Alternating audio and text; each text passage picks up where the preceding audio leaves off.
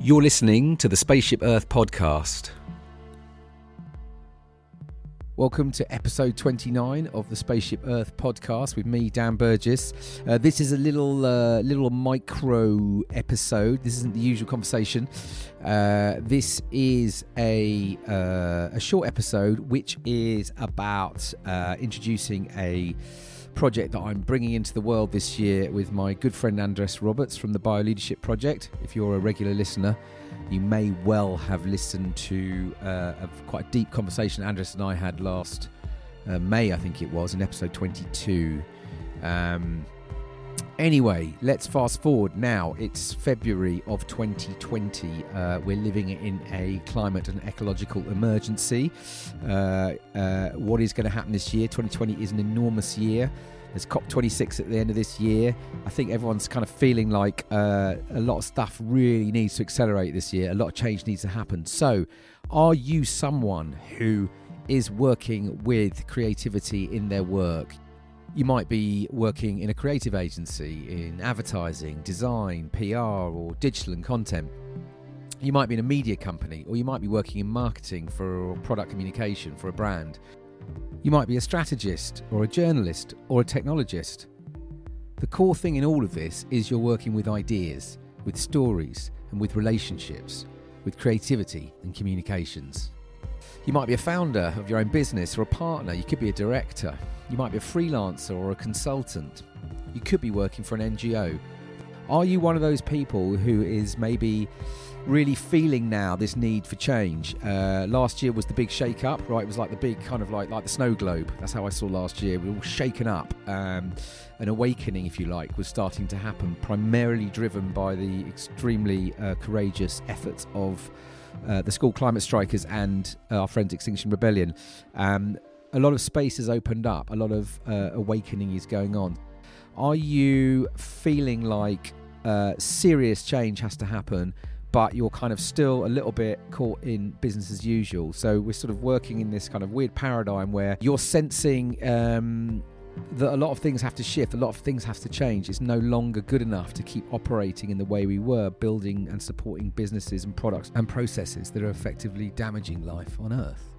So how do you shift to something regenerative and life-sustaining and more beautiful? How do you move your model? How do you move your offer? How do you evolve in a way when everything seems so stuck, so embedded, so locked?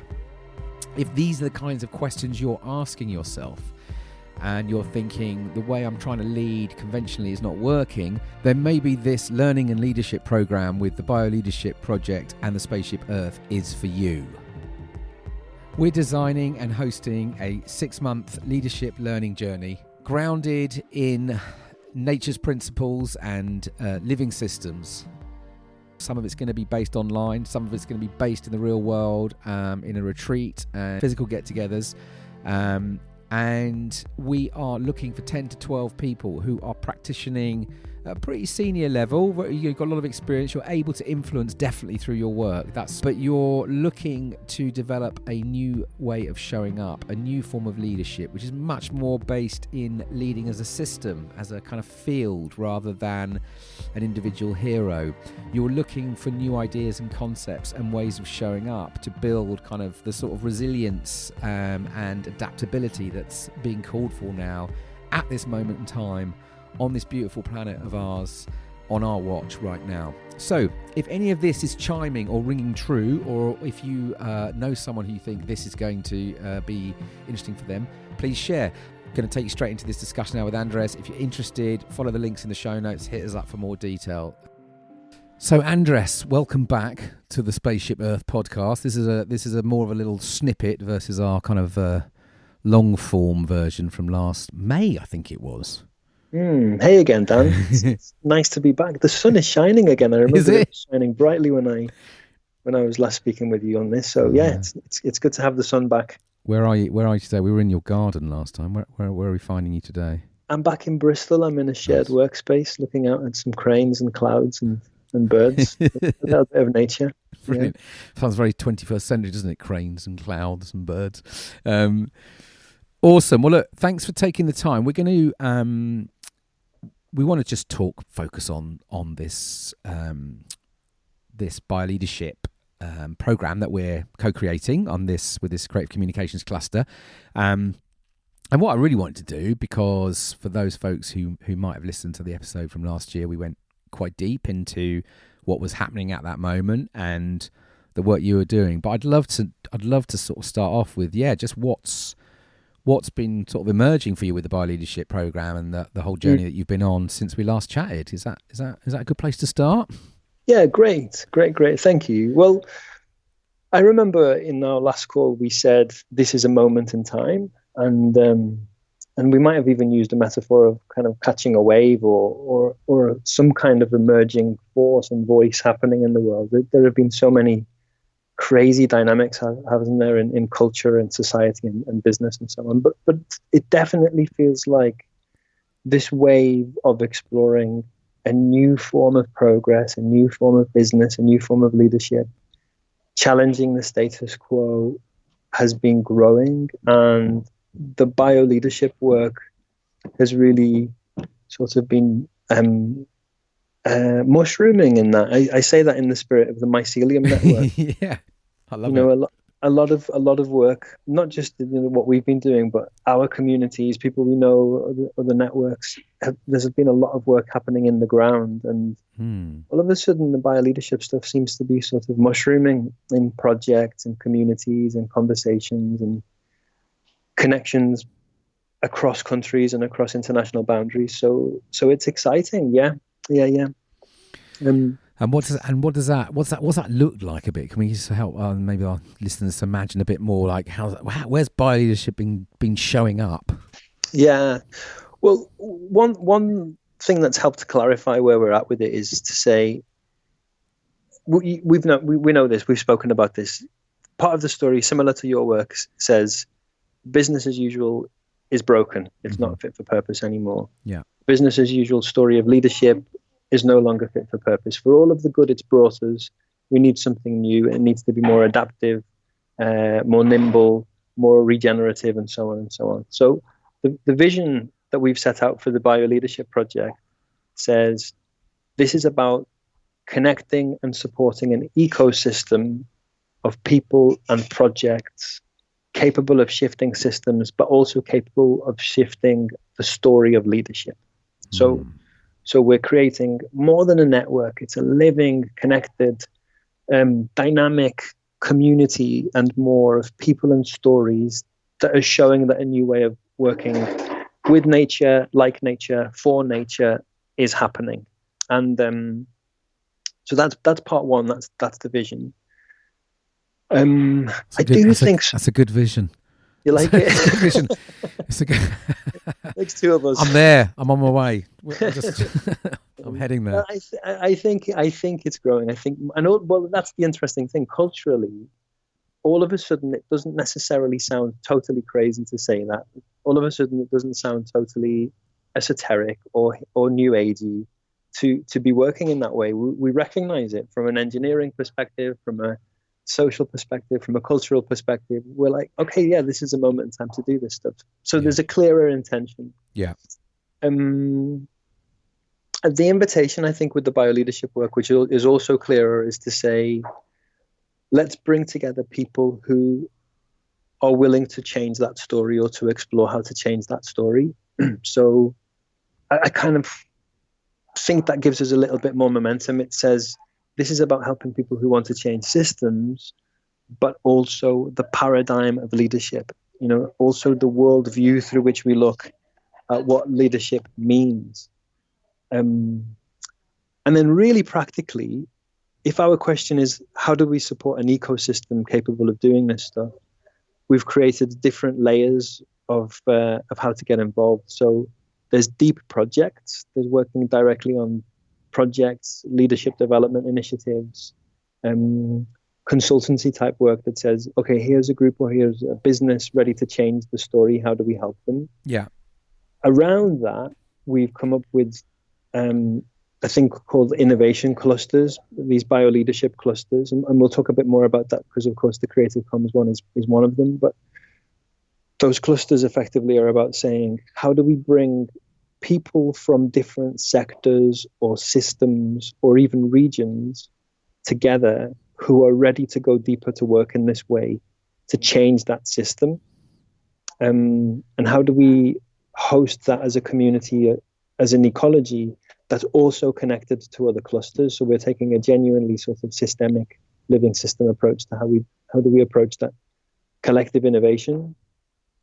And then a third layer or a third tier is effectively a membership. We might come up with a nicer way of framing that because it's much more dynamic than that. But starting later in spring, an invitation for people to join in a lighter way, not to have to be involved in these active clusters, but be part of a membership around the world who's trying to do more of this stuff. So that's the model that all of a sudden makes it more accessible and more easily to be part of a connected bioleadership movement.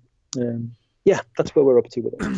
Nice. It feels like there's a really, it's quite a big sort of intentional shift to a sort of, these different kind of layers of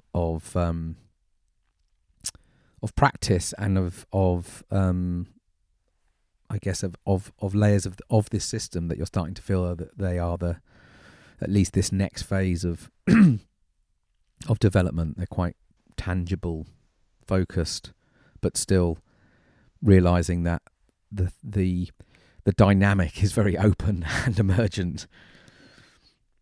Well, it says something about the fact that I think one of the struggles that everybody faces now really is how can I do more? You know, we're all locked in a certain way of living and working. We're all locked into the systems that we're part of. And there's a sense of frustration that, I don't know what to do. I don't know how to change things. I don't know how to make a difference. And I think for me, the fact that we have these three layers means that, okay, for the organizations or for the businesses who are really ready to do things radically different, we can work more deeply with them through the projects. But through the clusters, we can invite people who are kind of one foot in and a more traditional paradigm, one foot in doing something different, and we take them on a shared journey of learning and working together. Yeah. And perhaps the membership are just lighter ways to stay connected, to find out about positive stories, about positive case studies, to come along to workshops, to try out different little practices to support this work. But it doesn't have to be about being fully involved, fully engrossed in it all. So I suppose it comes to access really, and meeting different kinds of people with where they're at to try and develop this stuff. Yeah. What are you learning from, from the work that you're doing with bioleadership across these different dimensions? Obviously, some of them are new things, right? These like the cluster strategy is a new approach. But is there anything you can share with, I guess, folks maybe that are starting to work? They could be within organisations or in different sectors. But is there anything you can share with what you've been learning over the last few months with people that are starting to step into this way of exploring this new leadership paradigm, if you like? And because I think that'd be lovely to hear anything that you could share on that. Oh yeah, well, we're learning so much all of the time, really. It's interesting. The first thing that comes to mind is learning that all of a sudden it feels more valid to say, let's make space, to stop and slow down, to notice. And it's the kind of thing where, it could be part of an executive leadership program. And there's this hesitation to say, what, we're not going to have content, and what, we're not going to do more like hard work. We're actually going to slow down and stop. But now I'm finding that I'm inviting that into different kinds of process, and people are sort of gratefully nodding away. And then in an experience of, let's slow down, let's reconnect, let's spend some time in nature to open up our awareness, to open up our senses, to remember that we can breathe. All of a sudden, that's more, it invites more willingness, and people are more ready and kind of okay with doing it.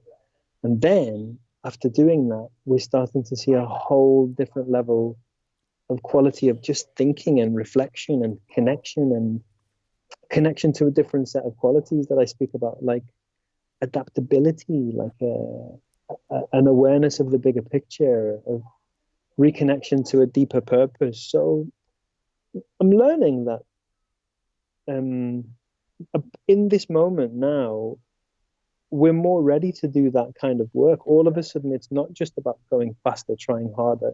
It's about noticing. Ultimately, I think it's about consciousness. Do you But think? we're also Yeah. learning. Sorry, you. No, it's super interesting because it's opening up all kinds of questions for me because I just wondering like whether, and it's probably a mixture, but it's interesting, isn't it? Because my sense is that there's probably a few things going on here, isn't there? There's one sense that people are sort of potentially quite broken by this kind of way of being and showing up in the world that they've been pursuing for many years, big chunks of careers and all that kind of stuff. There's obviously the kind of the shift, the raising awareness of the state we're in and our contribution by sort of chasing this kind of model of work and economies and living and materials and all these things. We're starting the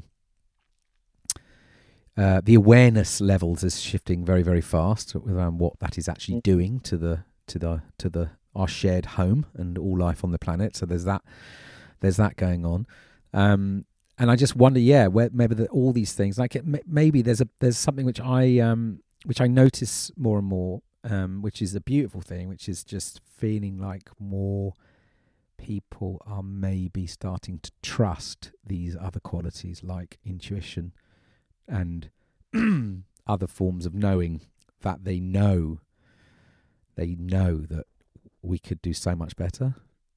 I don't know, but it's interesting. So I guess all these things are potentially maybe creating the permission, like you say, or the sense that actually this feels like a good idea to start with creating space and not knowing.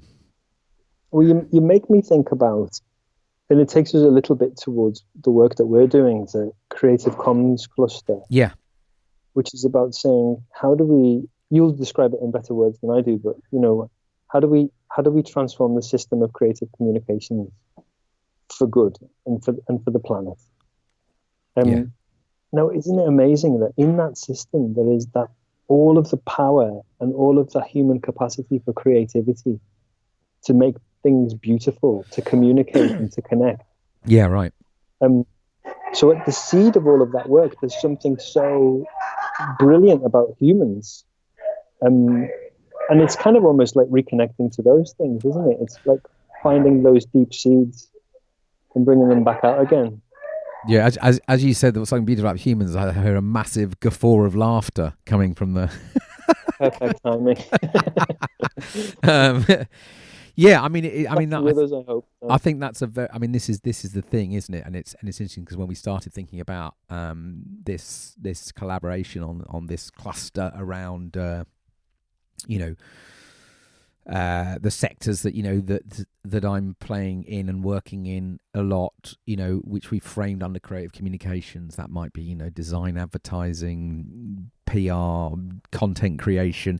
Effectively, what we're really talking about is those that are working with story, those who are creating and communicating on a daily basis, often, not always, but often, heavily driven by a profit motive on behalf of clients, and increasingly starting to wrestle with the ethics of all of that, and how do you break that cycle? How can you bring a better story into this work? And often, as I know, having been playing and exploring this stuff for a good decade or so, that it's this, people hit walls and despairing and can't see it's possible. But I think again we're at this moment in time where there are new ideas coming through, new ways of thinking about these relationships that we hold and these kind of powers, if you like, and these enormous opportunities actually and privileges to do something more,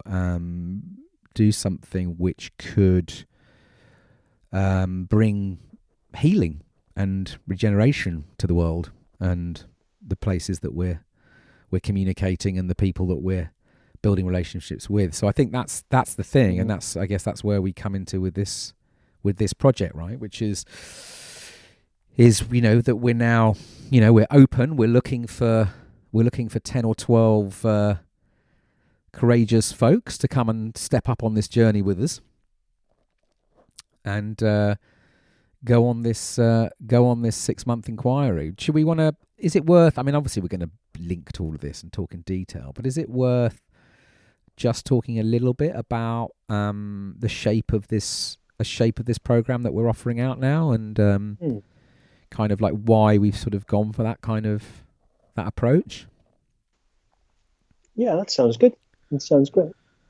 Shall I say a few things about where it came from? Yeah, absolutely. I suppose it starts with an invitation to, as we said at the start of the conversation, really, an invitation to explore how do we shift the system, but also how do we shift the story of leadership for that system. And it starts also from a place of being really, I suppose courageous is a nice word. If courageous is also honest, it starts from a place of saying, can we strip back the dominant story, the dominant narrative, what you call business as usual so often, Dan, and say, what are the principles, the rules, the models, the guidelines that we've lived with and that we've kind of led organizations with for quite a long time now. That feel really locked, actually, for many people. They almost feel immovable. Yeah. Yeah, and then we ourselves fall. Success is being good in that story, isn't it? So it's almost like we're trying to look from the inside out to say, how do we hack, to use a word that you would use more than I, how do we hack that story? How do we redefine it? And then a bit of background to the bioleadership work. Quite often, one of the frames that we work with is, well, what are the outdated set of principles, hierarchies, control, command, a certain kind of intelligence, a perspective of disconnection, an unhealthy kind of competition. That we've been operating in those kinds of dynamics and through those principles for a long time. What does a different set of principles look like? So as a group, we would explore that shift from hierarchies to networks, from command and control to inquiry and learning, from a sense of disconnection to a sense of, it's not about a sort of fairy tale like harmony and lack of competition, because nature is super competitive, but it's a different quality of competition that holds the whole system in place. That's how a healthy natural system works. So it's a journey exploring those dynamics, but ultimately it also is a very kind of internal journey as well, because and to make it almost practical, to navigate the mess that we find ourselves in, we need a whole different set of resources and qualities, like resilience, like adaptability, like a deeper form of sense of systemic awareness and interconnection. And I always say love as well. We need to bring that to the top of the dashboard for society and humanity. Absolutely. And so we work with those things, and the work that I do, nature is a very, very helpful partner and backdrop to cultivating that kind of stuff. So it's a journey in harnessing, cultivating, connecting, developing all of those, both those mental perspectives of systems and structures, but also internal qualities. And then I suppose the third aspect of it is working out ways that we weave a new culture into the world, validate, legitimize, sort of justify, pierce, punch, whatever we call it, pull, entice, this new way of working so that it feels like, absolutely the right form of human development for us, but also for the world that we're part of. It's legit, as my son would say. Yeah. It's fascinating, isn't it? Because like all forms of technology or knowledge, it can be really good in isolation, but then bringing it through to the surface of a system, weaving it into the status quo, that's where so much of the work has to take place. So that's why we're calling out for, people who are good at what they do, who are influencers, who can shift dials, knowing that nobody can do this alone. We have to kind of work as a connected system of people within systems, but extending across systems to shift the dial as a whole. Yeah, I think off the top of my head, that's what it's about. And we're asking, it's worth pointing out for those who might be curious about joining us, is that we're also very much building this on inquiry-based learning, which is what, how you and I actually met, right? Years back, through having both gone through a master's program based in action inquiry, action research, and I think I can say for both of us, was fairly mind-blowing in terms of a new way of of learning, of showing up, of being in the world. And I think that's been very strong.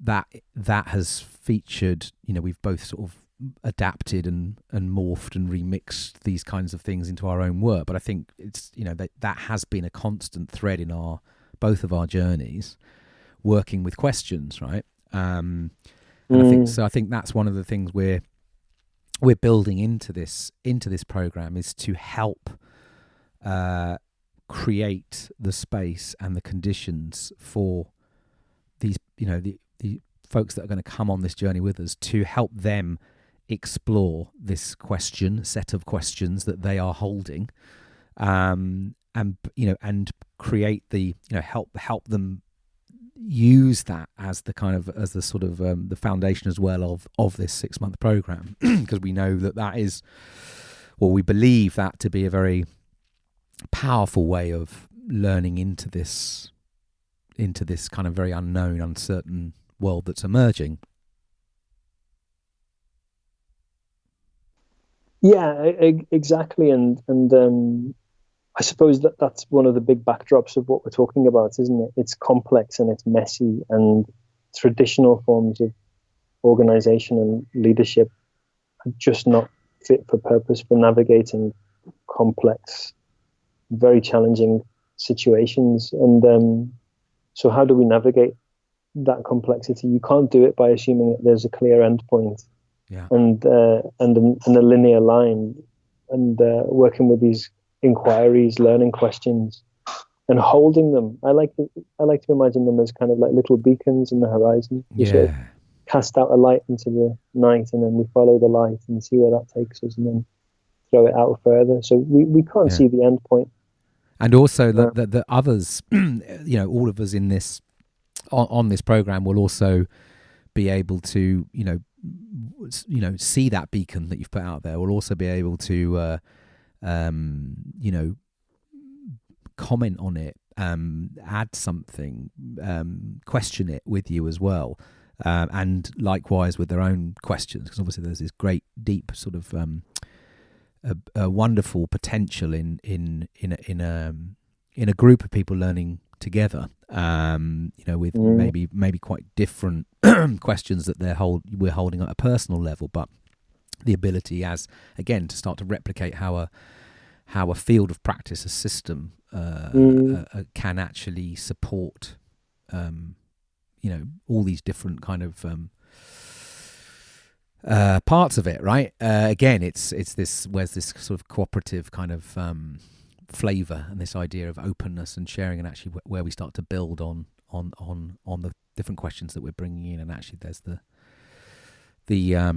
potential in that, the possibility in where that might take you as well. So that feels like a sort of what the intention of this program is to work in that way. Exactly that. There's that nice thing about emergence, which is scientifically, emergence is that property of two things coming together and creating something new, but you can't really anticipate what that something new might be a lot of the time. So with all of this, really, I keep thinking we just have to keep taking the best steps we can, and something new will emerge. We can't predict it. Yeah, we just have to keep doing the work. Exactly. And there's I had a conversation with someone just a couple of days ago who's interested on coming on this journey with us, and it was interesting. Was just talking about sort of building kind of And the question was like, what's the sort of curriculum? What are the idea? What things will which concepts? And I said, well, we have ideas and concepts that we will bring into this process, and we'll list those. And again, that they're not, but we're not prescriptive. These are ideas that we have found useful, interesting, helping you to kind of maybe work and see the world differently. But actually, what we're trying to do is introduce different things which connect with different people, right? And to give you a sense of kind of tools and ideas which may be useful, but at the same time, also we're not this. It feels this program is, again, we're not. It's not like do this and everything will be sorted. It's how do you build that kind of that way of being, the ability, then more about creating the conditions. And like you say, the resilience and the practices, because I think so much of this comes back to practice, how we show up day in, day out, in order to be able to move into something maybe that we can see as being called for. And I think, we talked about this before, but this sort of experiential nature of the learning process and how important that feels as well. So we're trying to sort of not just work at the kind of head logic level, trying to work with ways of being and different ways of knowing and stuff that help us feel a different form of intelligence that we can work with. Exactly. Yeah. And we've got some guests. Can we talk about our guests? We've got guests. Yeah. So you say a bit about them. You introduce people so well. Well, So we're going to be featuring some guests, and there'll be a mixture of guests that will show up virtually on our sort of web-based sessions, and who will show up in person on our retreat-based sessions. We're not quite sure who's doing what yet, but we are quite excited by we've got 3 guests, have we not? If that. We've got 3 so far. Yeah, 3 so far. We probably won't do too many more than that. But so we have the incredible Anna Murray from Paternity, co-founder of Paternity Design Studio, and all kinds of other brilliance. Which will be someone else I've done a podcast with in the past. But yeah, I mean, Anna is just so fascinating, her work and that she's doing in the world across multiple dimensions. So very excited to have her in the game. We have Alex Weller, marketing director from Patagonia Europe, who is going to be guesting, which again is super exciting. As he is someone that's again sort of embodying this way of showing up and working, and obviously working for a company I think that many of us have a huge amount of respect and admiration for, in terms of courage and openness and responding to these things that are way bigger than us, way bigger than businesses and humans, and so really excited to have him involved. And then we have the wonderful Rowan Conway. You've got some history working with Rowan, haven't you? Yeah, Rowan's has been part of and been a guest on programs, and some of the stuff that she does at a level of depth of power and masculinity, femininity, and hope and love is very, very profound, and in the context still of how do we make change happen. Similar to Anna as well, really. Anna's work around cycles, connection to nature, and working with design to shift perspectives, to connect with wider perspectives, to see patterns in society, to connect with creativity. It's a really brilliant mix. It's a really great bunch. Yeah, I'm excited. It's going to be an interesting, exciting journey. So if you're listening and this sounds like this is for you, get in touch. All the details are in the show notes. We'd love to chat to you about coming on board and going on this journey with us. Andres, great to chat. Thanks, Dan. Always really good to speak. Thanks, everybody. Yeah, and we'll be in touch really soon.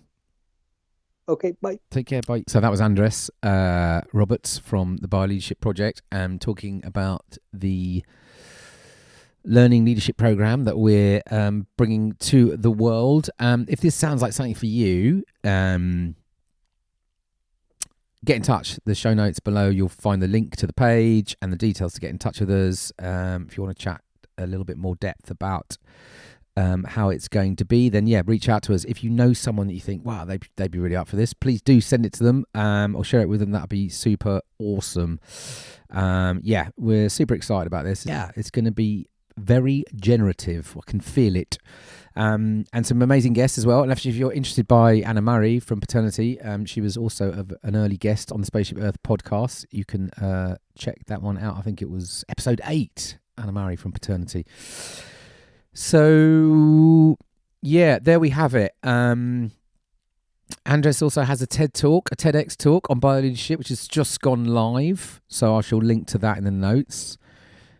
Which is lovely. And yours truly was listed in the Hyatt Denim Mavericks and Makers 2019 list, which was very flattering and lovely to be listed. Now and again, it's nice. It's lovely. I won't deny it's lovely when someone notices what you're up to, because it can get at times, I don't know. Sometimes I think to myself, last year was a difficult year. I was thinking, what am I doing? But there you go.